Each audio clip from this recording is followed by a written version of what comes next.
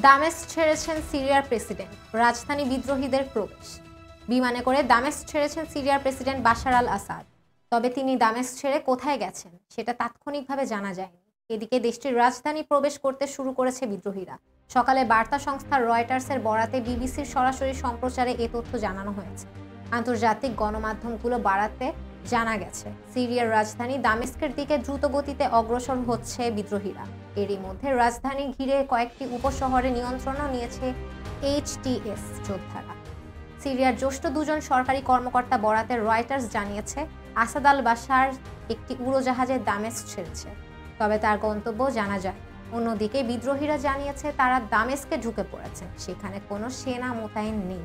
এর আগে কৌশলগতভাবে গুরুত্বপূর্ণ শহর হোমেসের নিয়ন্ত্রণ নেয় বিদ্রোহীর গোষ্ঠী। এছাড়াও গত 24 ঘন্টার আরও 3টি গুরুত্বপূর্ণ এলাকা দখলের কথা জানায়। দর্শক, এই ছিল এখনকার মতো। পরবর্তী সংবাদ দেখার আমন্ত্রণ জানিয়ে এখানেই শেষ করছি। ধন্যবাদ সবাই।